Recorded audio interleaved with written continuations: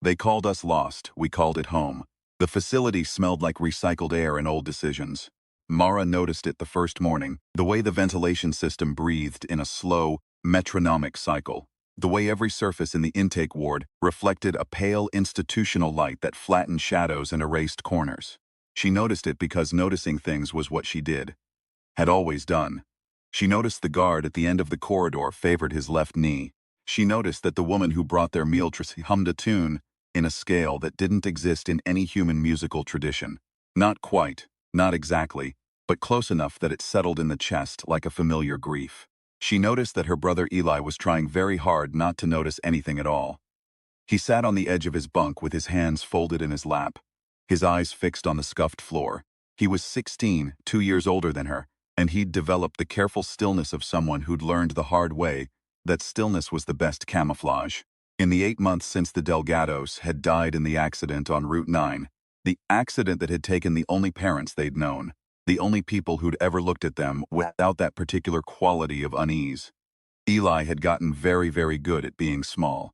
Mara pressed her fingers to the cold wall of their shared room at the Meridian Center for Displaced Youth. She felt the building breathe. She felt the pipes behind the plaster and the conduit snaking through the floors and the 17 other children in the adjacent wing. And the 2 counselors playing cards in the break room. And far below, in the bedrock, something ancient and patient and watching.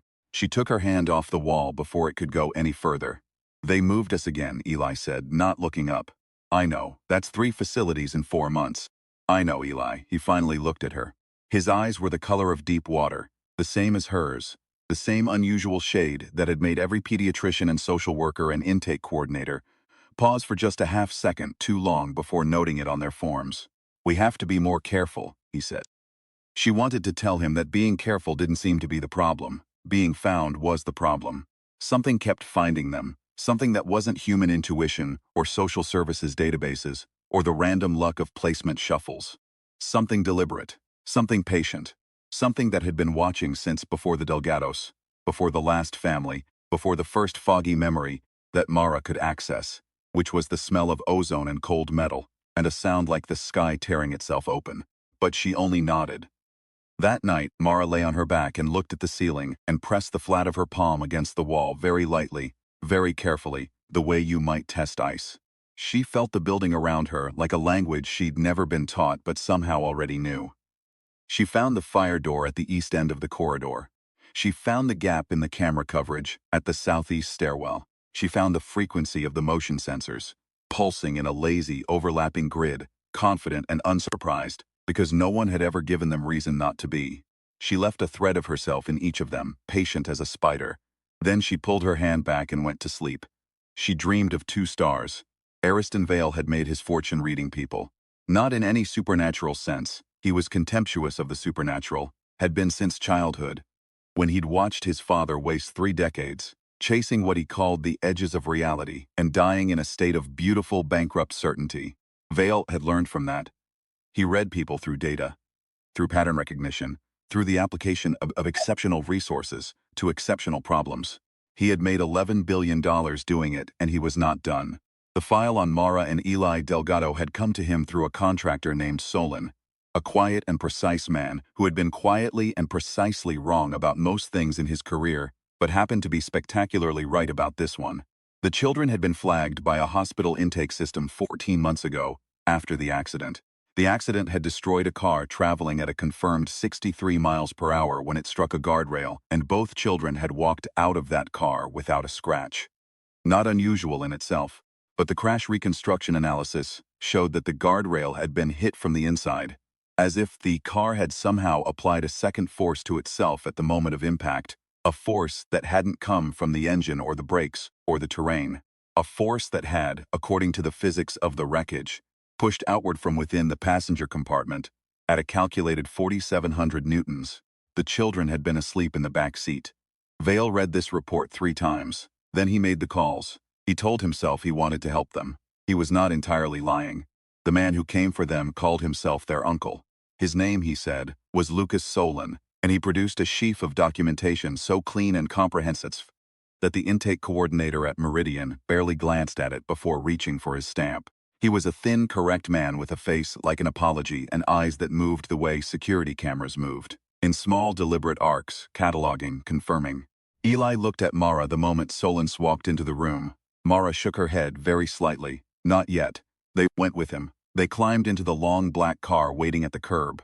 Mara pressed her fingertips to the upholstery and felt the car's electric nervous system and the phone in Solin's jacket pocket and, 3 miles ahead, the edge of a private compound behind a 12-foot wall. She closed her eyes and memorized the route. Solon watched them in the rearview mirror the whole drive. "Mr. Vale is looking forward to meeting you," he said. His tone was the tone of a man reciting lines he'd rehearsed but not quite believed. "That's kind of him," Eli said. Mara said nothing. She was reading the road. Vale's compound was everything that the Meridian Center was not. Warm light, high ceilings, rooms furnished with an attention to comfort so deliberate it felt designed. Vale himself met them in the entrance hall, a large man, older than his photographs, with the kind of contained energy that belongs to people who have stopped needing to prove things to anyone. He shook their hands, his grip was firm. His eyes lingered on theirs for exactly 1/2 second too long. "You have extraordinary eyes," he said. "So people tell us," Eli said. Vale smiled. It reached his eyes. That was the part Mara found most unsettling. Their rooms were on the 3rd floor, 2 adjoining spaces overlooking a courtyard with a fountain. The rooms were beautiful. The door locked from the outside. That night, a storm came in from the coast. Rain hammered the windows in shifting curtains, and the whole compound smelled of wet stone and ozone.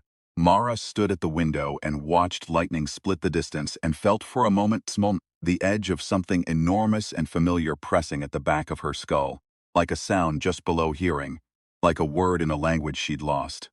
Eli appeared in the doorway behind her. He had the expression he got when he was working something out. "He's not our uncle," he said. "No, he knows something about us. Yes, more than he should." Mara pressed her fingertips to the glass. She felt the wall behind it, and the courtyard below and the gate at the south perimeter and the guard who'd been on shift for 11 hours, and was just now fighting to stay awake. She felt the dogs in their kennel and the frequency of their calm. She reached a little further and found the cameras on the eastern wall. She began carefully to read them. "We leave at 3, she said. Eli nodded. He went back to his room and sat on the edge of his bed. Mara heard him, after a while, begin to hum. A quiet, strange tune, recursive, the kind of melody that seemed to loop back on itself, that had no key she could name.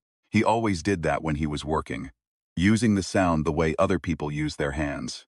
At 2:47 in the morning, the camera on the eastern wall developed an unexpected error in its motion detection algorithm. At 2:51, the kennel latch developed a fault. At 2:58, the security system's central processor received a cascade of false positives from the northern perimeter, pulling every operator's attention to the wrong side of the compound. At 3:00, Mara opened the door lock from the inside. She didn't need to touch it. She just needed to understand it.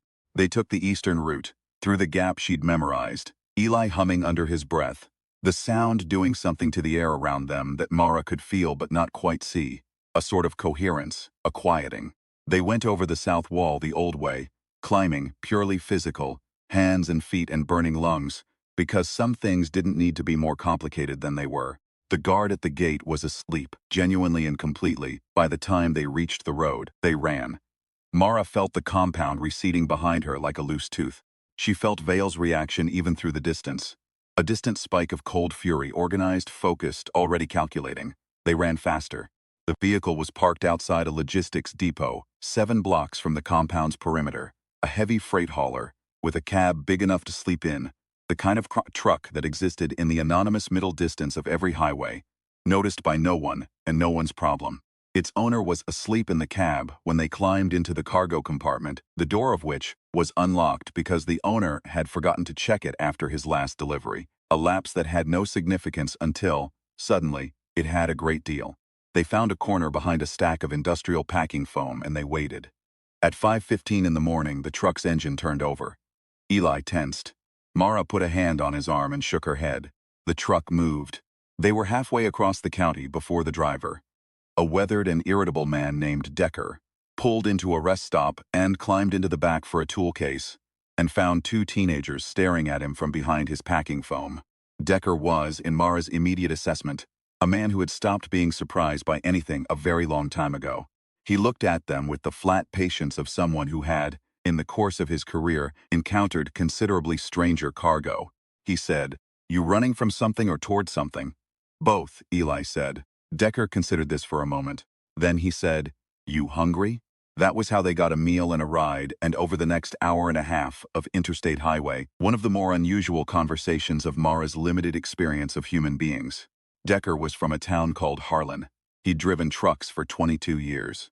His wife had died 6 years ago, and he talked about her the way people talked about weather, not with grief exactly, but with the recognition of something that shaped everything around it. He had a daughter he didn't see often enough and a granddaughter he'd never met, and he handled all of this with a practical, undemonstrative sadness that Mara found, unexpectedly, very moving. "What's in Stanton?" he asked. When Eli mentioned the name of the town, Mara's internal compass kept insisting was significant. "We don't know exactly," Eli said. Something that's been there a long time." "How do you know it's there if you don't know what it is?" Mara said. "Some things you know before you know why you know them." Decker looked at her in the rearview mirror. He had the same half-second of stalled attention that everyone had, looking at their eyes. But his was followed by something different. Not unease, but consideration. He'd been a man who drove roads all his life, who knew that some routes were marked on maps, and some routes were marked in the body, in the bone's knowledge of distance and direction. "I know what you mean," he said. He took a different exit than he'd planned to take. He didn't explain why. They didn't ask. Solon found them twice before Stanton. The first time was at a truck stop outside Meridian. Mara felt him coming 11 minutes before the black car turned into the lot. A pressure in the air like a change in altitude. A quality of attention moving toward them that was too focused, too purposeful to be coincidence. She walked Eli out through the kitchen of the attached diner, past a line cook who looked up and looked away again, in the way people did when something seemed too ordinary to register, out through the loading bay and across the service road and into the scrub on the far side, where they walked in the shallow drainage ditch for half a mile until the pressure faded. The second time was harder. They were in a town called Fallon, trying to find a bus connection, when the black car appeared at the end of Main Street. This time there was a second vehicle, a gray company SUV, and both were moving slowly, with the particular deliberate patience of a search pattern. Mara felt Solson's attention like a physical thing, a searchlight beam sweeping through the crowd. They were standing in front of a hardware store. There was an alley to their left. To their right, a chain-link lot with a yard dog asleep in the sun. Mara reached past the dog and found the frequency of the motion sensors on the building across the street. She changed it. Both vehicles stopped. Radios crackled. The gray SUV reversed fast, peeling toward the false signal on the other side of town. They were on a bus to Stanton 40 minutes later. "You're getting faster," Eli said. "I'm getting tired," Mara said. He put his arm around her, the way he'd done since they were small, since before the Delgados, since the first piece of memory she could actually hold. The smell of burning cold and two small bodies in a field in the dark, and Eli's arm around her shoulders, and the sky above them full of stars. "Tell me about the dream," he said. "Two stars," she said. "Binary, very close together, and something orbiting the smaller one." "Home," Eli said. Not a question, not quite a statement. Something in between, the way things were when you knew something in your body before you could put it in words. "Maybe," Mara said. Outside the window, the landscape was changing. The scrub and strip malls were giving way to something older, something with more vertical relief. Ridges on the horizon, dark with pine and basalt, the kind of terrain that had its own gravity. Mara pressed her fingers to the glass and felt the mountain ahead of them. She felt it the way she could feel walls and machines, the same sensing faculty, turned to something much, much larger. The mountain felt back. She pulled her hand away. "Soon," she said. They left the bus at the trailhead outside Stanton just after noon. The town had that quality of places that existed primarily to serve a function adjacent to wilderness. A gas station, a general store, a diner with a hand-lettered sign.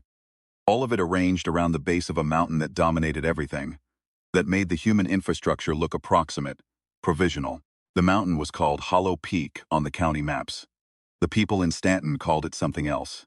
The older ones called it something else again, in a tone of voice that suggested they'd stopped expecting to be believed.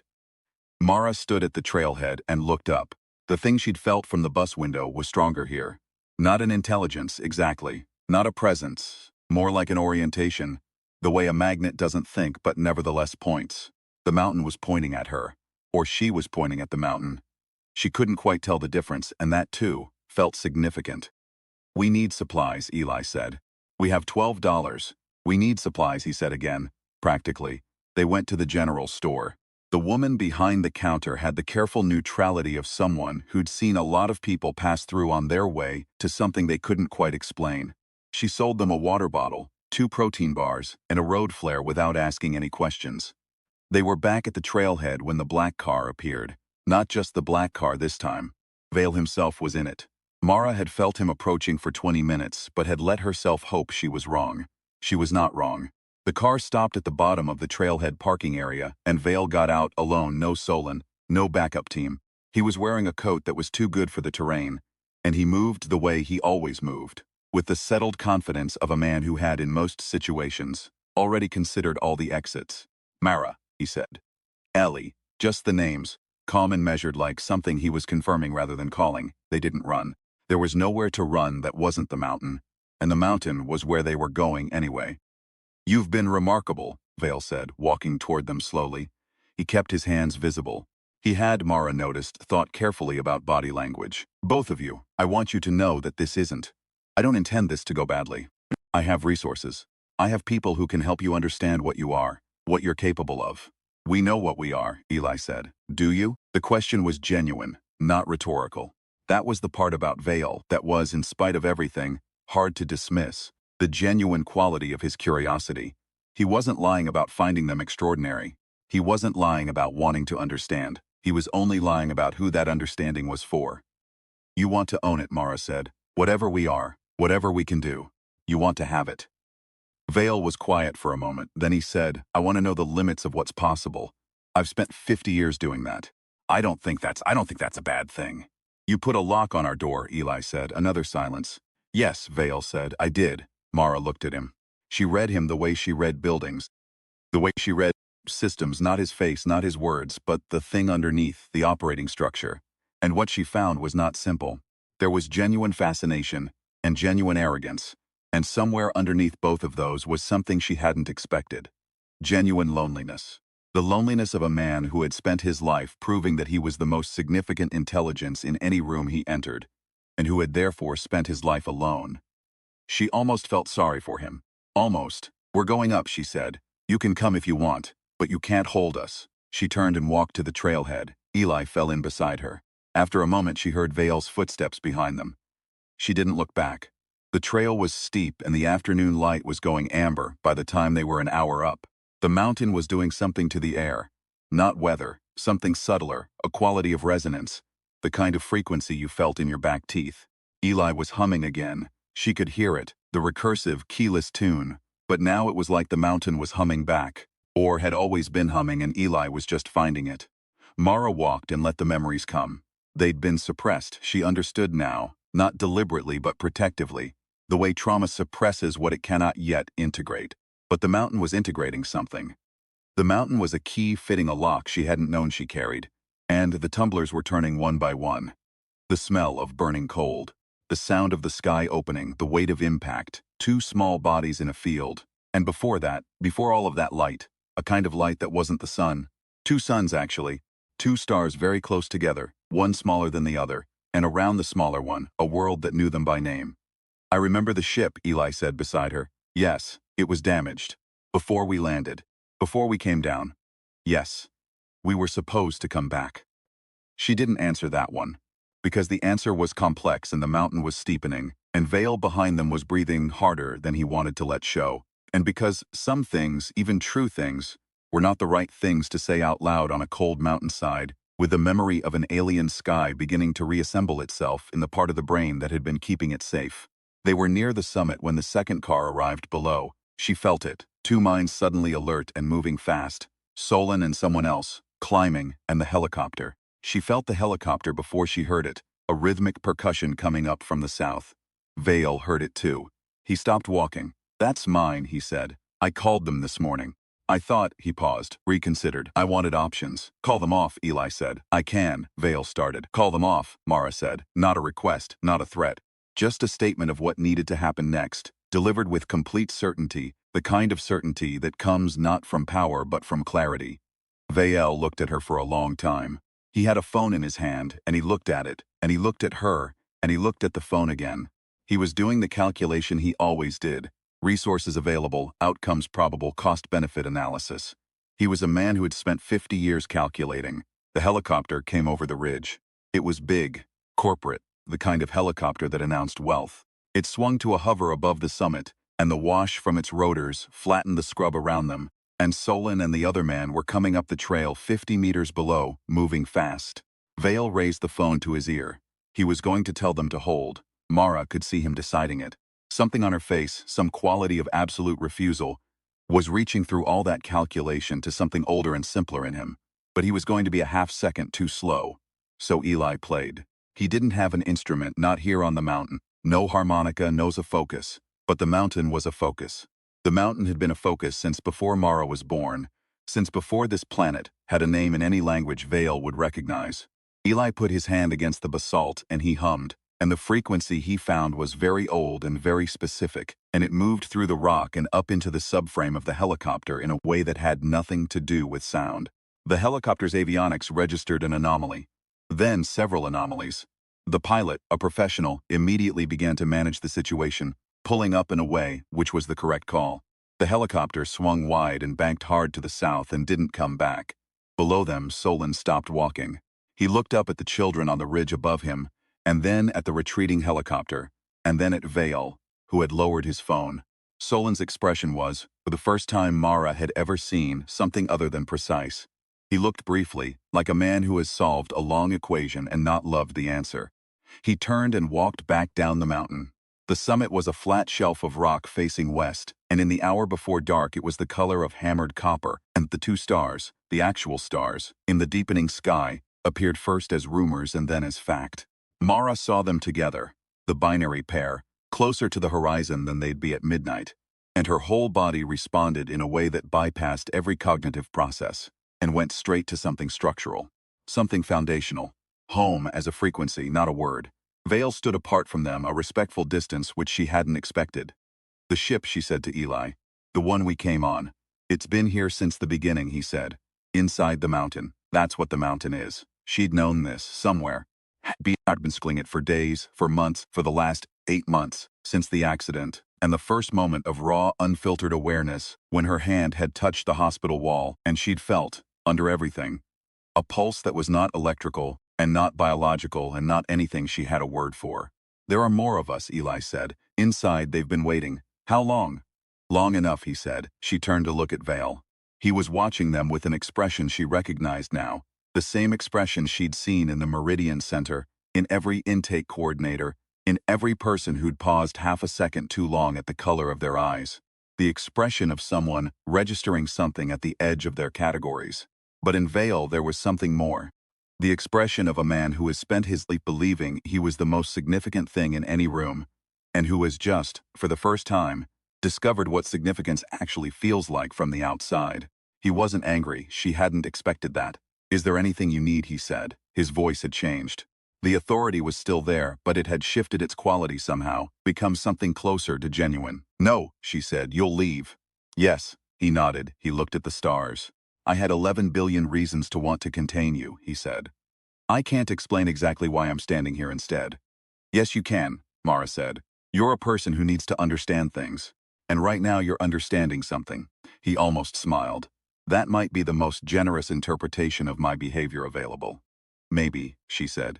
But it's the one I'm going with. She turned to the rock face. This was the part she hadn't planned, couldn't have planned. The part that was just the deep body knowledge of what she was, and where she'd come from, and what the particular frequency of this mountain had been saying to her, since she'd first pressed her fingertips against the wall of a facility that smelled like recycled air and old decisions.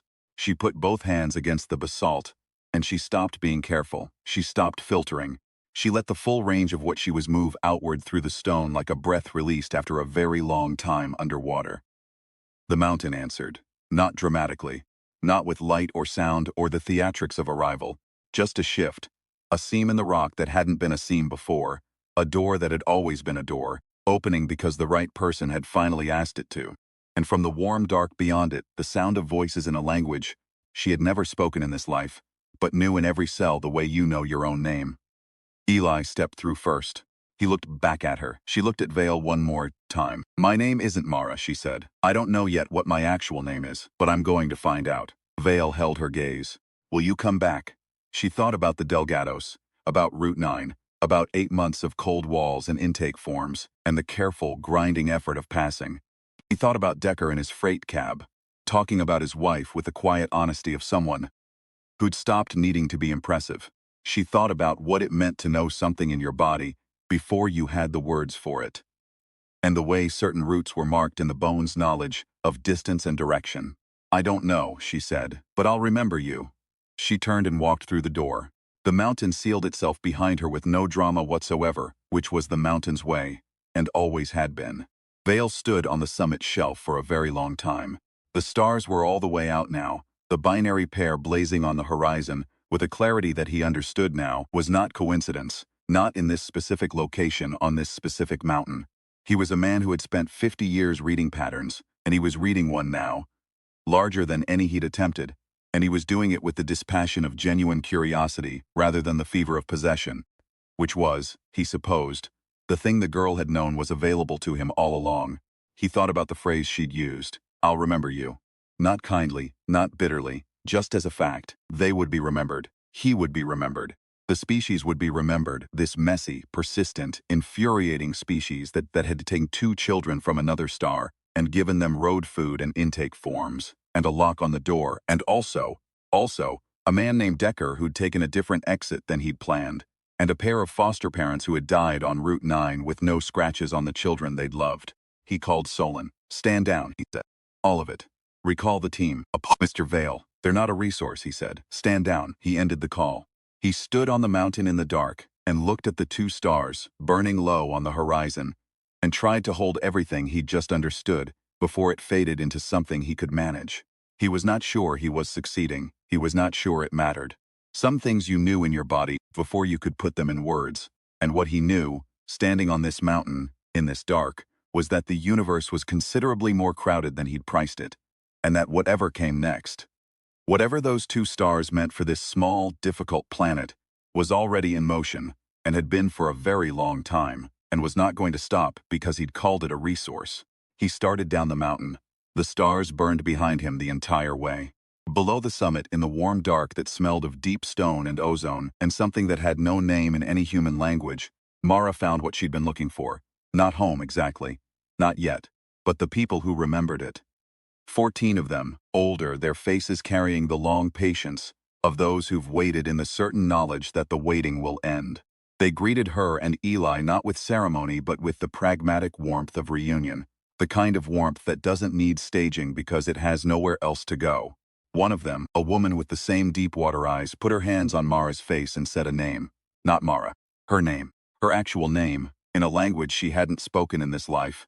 And the sound of it moved through her the way the mountain's frequency had moved through her, the way the road had moved through Decker's hands for 22 years.